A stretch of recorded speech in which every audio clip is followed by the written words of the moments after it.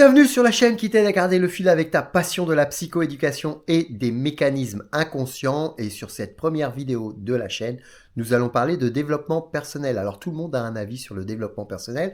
Dans les années 70, quand tu parlais de développement personnel à quelqu'un, il y a de très grandes chances que cette personne te regarde avec des gros yeux et te dise « mais je ne comprends pas de quoi tu parles ». Aujourd'hui, en 2024, le développement personnel, tout le monde a un avis sur le développement personnel. Il y a énormément de livres qui sont sortis. On en parle dans tous les mois dans les magazines. À la télé, il y a des émissions. Sur les chaînes YouTube, il y a des vidéos, des centaines et des centaines de vidéos sur le développement personnel. Et donc l'idée de cette première vidéo, c'est de pouvoir poser un petit peu le cadre et que je vous partage un petit peu mon approche du développement personnel et ce que je mets derrière ces deux termes. Alors, moi, je me suis amusé à poser la question à ma femme et à mon fils.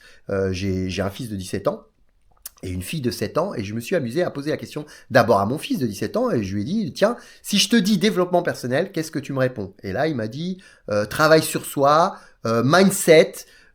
Donc j'étais un peu surpris de ça parce que je me disais que cette génération-là n'était pas forcément très connectée au développement personnel. Mais peut-être qu'il y a aussi un impact que je peux avoir sur lui du fait de mon métier qui fait que j'accompagne des gens dans le changement et que forcément je suis assez connecté avec ce terme de développement personnel. Donc même si on n'échange pas sur ces choses-là tous les jours, eh ben je pense qu'il y a aussi des croyances qui se créent chez lui qui sont liées à l'impact que je peux avoir du fait de mon métier.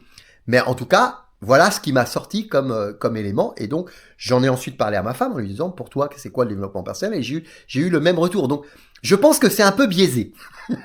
C'est un peu biaisé. Donc, je me suis amusé ensuite, moi, à poser la question à mes clients. Et assez souvent, on a des retours vraiment très différents. Il y a des personnes qui vont me dire, bah moi, c'est plutôt prendre soin de soi, faire des massages, passer du temps à marcher dans les bois. Il y a des gens qui vont me dire, ah bah moi c'est la prière. Ils sont très spirituels.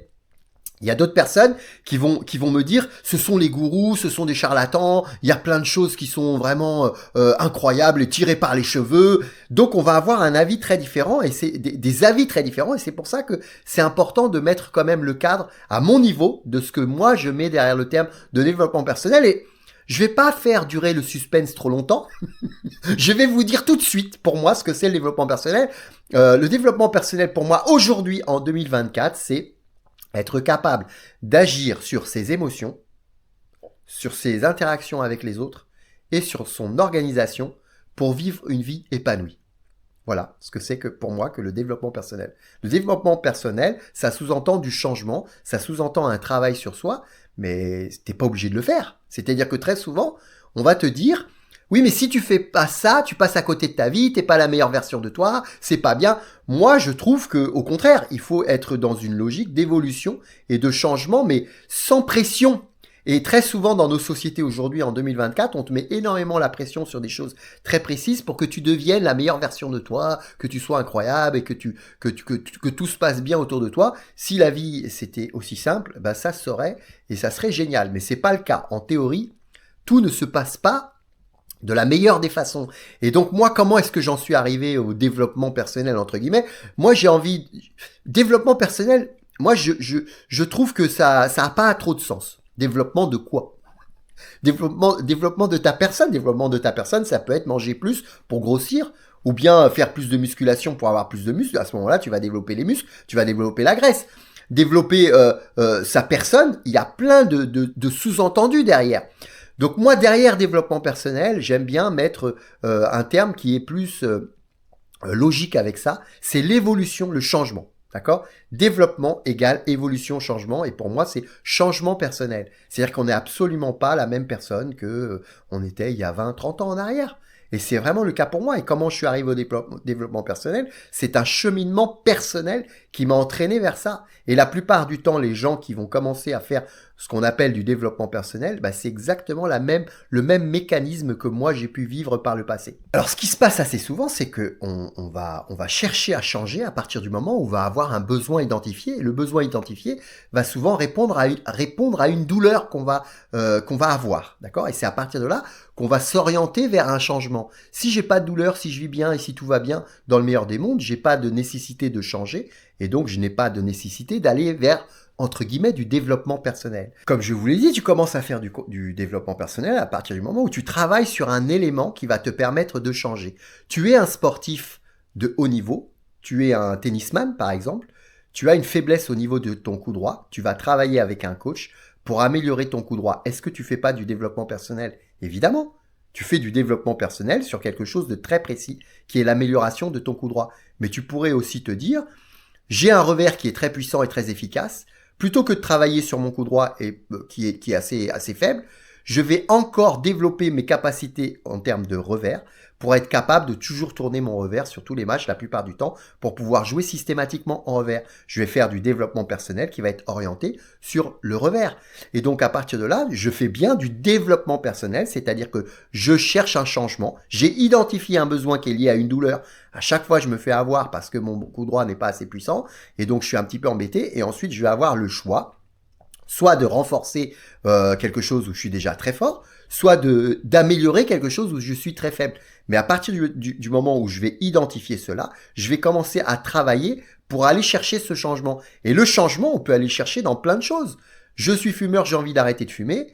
Bah, j'ai envie d'arrêter de fumer et j'ai envie de travailler sur ça uniquement si j'ai identifié le fait que le fait d'être fumeur est une douleur pour moi et je n'ai plus envie de continuer à être dans cette douleur-là. Si j'ai toujours un lien d'attachement très fort avec la cigarette, je n'ai pas de douleur, donc je n'ai absolument pas le besoin de changer, le besoin d'évoluer et donc le besoin de faire de l'évolution personnelle ou du développement personnel au niveau de la cigarette. C'est pour ça que le développement personnel, le changement personnel, c'est très varié et très large. Il y a plein d'éléments sur lesquels tu vas pouvoir travailler où tu vas faire du développement personnel et d'autres qui ne vont pas du tout t'intéresser. Tu peux tout à fait décider de beaucoup t'investir dans ton travail, suivre des formations, être le plus efficace, être le meilleur commercial de ton entreprise. Mais à côté de ça, les relations avec tes enfants et ta femme ne sont pas exceptionnelles. Et tu vas avoir des conflits, tu vas avoir des choses à gérer émotionnellement au niveau de ton foyer que tu n'auras pas à gérer au niveau de ton entreprise. Et donc, c'est pour ça que c'est très important de comprendre que finalement, il y a des micro-développements personnels en fonction des situations que tu as identifiées comme douloureuses pour lesquelles tu vas avoir un besoin de changement. Alors pour moi, le mot le plus important dans le développement personnel, c'est bien le mot personnel. Personnel sous-entend que c'est un travail que tu vas orienter vers toi, sur toi, et sans mettre le tort à l'extérieur de ta personne. Et c'est très souvent ce qui se passe aujourd'hui dans nos sociétés. Très souvent, on va mettre le tort de ce qui nous arrive ou on va justifier la plupart des choses qui nous arrivent dans notre quotidien ou dans notre vie en pointant le tort à l'extérieur de nous, alors que finalement, on ne va pas s'interroger sur notre part de responsabilité et sur ce qu'on a mis en place qui fait que aujourd'hui, on subit les conséquences de ce qu'on a pu faire dans le passé ou ce qu'on fait encore dans le présent. Donc, dans le développement personnel, il faut bien comprendre que la partie personnelle est la plus importante. Le travail sur soi, c'est ce qui fait que les choses vont changer ou pas en fonction de ce que tu as envie de changer. Évidemment que c'est très facile de dire, quand tu es un fumeur, bah oui, mais j'ai beaucoup de problèmes, j'ai beaucoup de soucis, j'ai connecté une croyance qui est liée au tabac et au fait que fumer des cigarettes, ça va apaiser mes émotions, et donc c'est pour ça que je continue à le faire. Mais si je mets toujours le tort à l'extérieur en disant j'ai beaucoup de problèmes, je me suis fait voler ma voiture, mon mari est parti et je me retrouve toute seule, bien à ce moment-là, il y a un système de déresponsabilisation qui fait que je vais jamais travailler sur mes propres émotions, mes propres interactions avec les autres et mon organisation pour changer. Ce que je vous disais au début de la vidéo, c'est que à un moment donné, lorsque tu veux travailler au niveau de ta personnalité, de comment tu fonctionnes et de ton système, il va falloir travailler sur tes émotions, sur tes interactions sociales et sur ton organisation. C'est ça qui fait que petit à petit, tu vas pouvoir mettre en place des éléments et des actions qui vont faire que tu vas changer, que tu vas pouvoir évoluer vers quelque chose de plus positif et qui va te permettre d'être plus apaisé en fonction de ce que tu auras identifié. Si tu n'identifies pas de douleur, pas de problème, pas de situation qui te pose des soucis, eh bien à ce moment-là, tu ne changes pas et tu n'évolues pas. Alors comment est-ce que moi, j'en suis arrivé à travailler dans les professions de l'aide et de l'accompagnement au changement? En fait, j'ai créé mon cabinet de chasse de tête il y a quelques années, en 2009, lorsque je ne souhaitais plus travailler dans le commercial, dans la vente et dans le management. Donc j'ai créé un cabinet de chasse de tête, donc je vous passe les détails des étapes qui m'ont conduit à cela, mais c'est important de comprendre que j'ai décidé de créer mon entreprise lorsque j'ai été viré d'une société. Et c'est souvent ce qui se passe.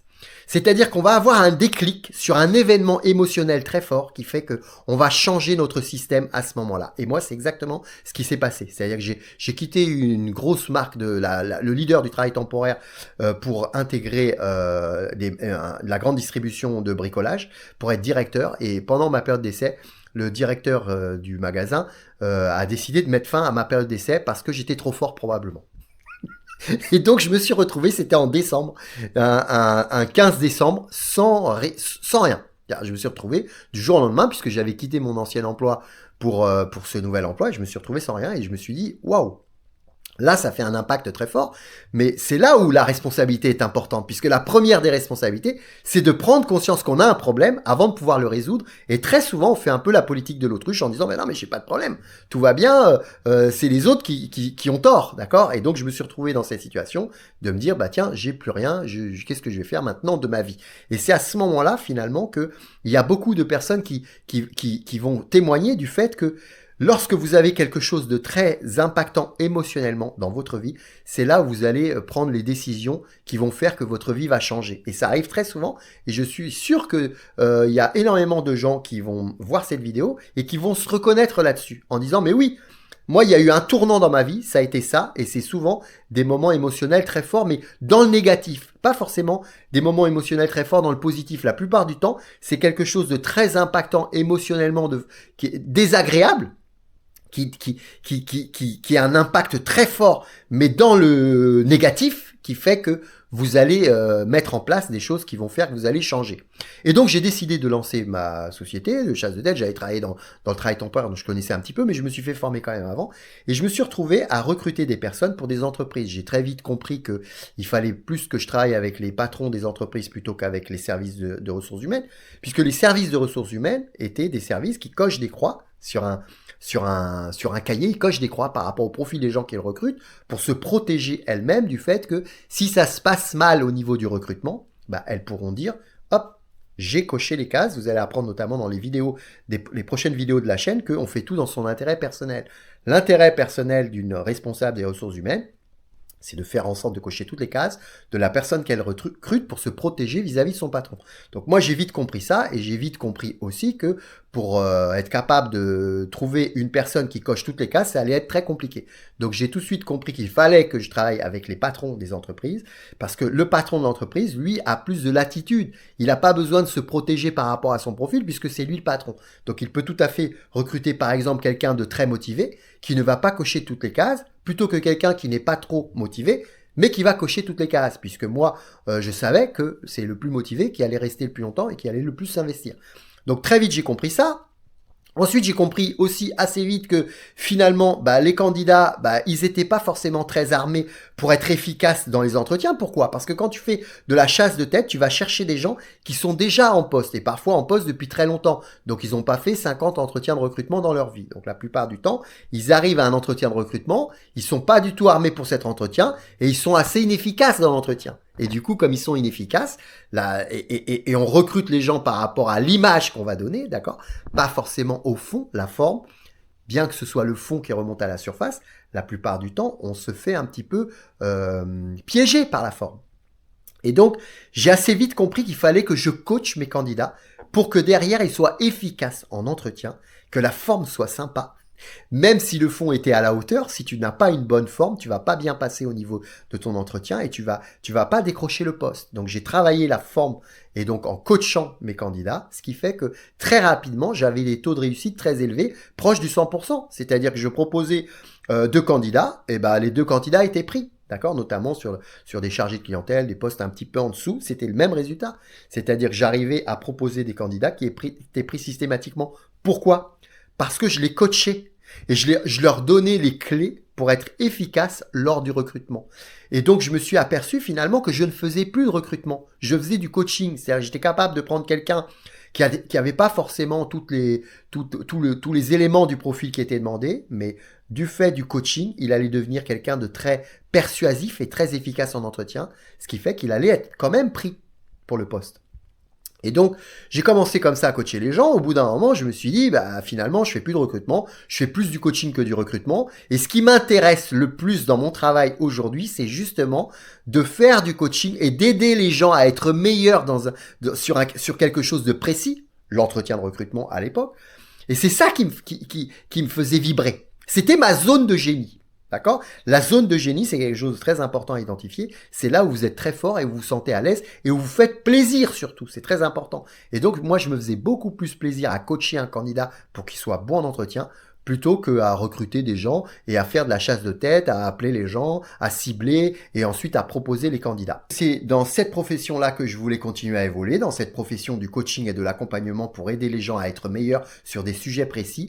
J'ai passé des certifications en coaching et puis j'ai commencé à coacher dans plein d'autres domaines que le domaine du recrutement, puisque le domaine du recrutement était toujours un petit peu compliqué. Pourquoi? Parce qu'il y a une relation tripartite. Il y a une relation entre le candidat et toi, et le client et toi. Et très souvent, tu pouvais être confronté à des situations un petit peu compliquées où le client voulait absolument ton candidat, mais finalement ton candidat, il avait passé plusieurs entretiens avec d'autres entreprises et il n'était pas forcément pour aller chez ton client. Donc tu étais obligé d'être capable de persuader à la fois ton client de prendre le candidat, puis en même temps, quand tu avais été capable de persuader ton client et que le candidat te disait bah non, finalement, je préfère l'autre poste, et bien voilà, il y avait une grosse frustration qui commençait à se créer, c'était un petit peu fatigant, c'était aussi un petit peu difficile nerveusement, puisque tu avais des candidats qui étaient en instance d'être pris, tant que les personnes ne sont pas retenues par les sociétés, tu ne factures pas et donc tu te retrouvais un petit peu dans la situation où ton travail n'était pas récompensé. D'accord? Tout le travail que tu faisais derrière pour être suffisamment convaincant avec les deux parties n'était pas récompensé. Donc très vite, je me suis dit, il faut que je fasse évoluer ça et il faut que ma réussite, elle dépende que de moi et pas du fait qu'un candidat, finalement, bah, il a trouvé un autre poste ailleurs ou bien une entreprise a décidé d'annuler le poste. Où là, vraiment, tu te retrouves dans des situations où tu n'as plus du tout la main. Donc, très vite, j'ai dit, OK, maintenant, je vais faire que du coaching. Et puis, à partir de là, il y aura une relation avec le coaché et moi-même. Et ensuite, en fonction de la problématique identifiée par la personne qui vient me voir, eh ben, je serai capable de l'accompagner ou pas. Et donc, j'ai commencé à coacher dans plein de domaines différents. Dans les domaines de la relation avec les gens, dans les domaines de la confiance en soi, dans le domaine de l'efficacité commerciale, pour des commerciaux qui avaient du mal à décrocher des affaires, dans le domaine de l'entreprise, pour des chefs d'entreprise qui avaient du mal à faire...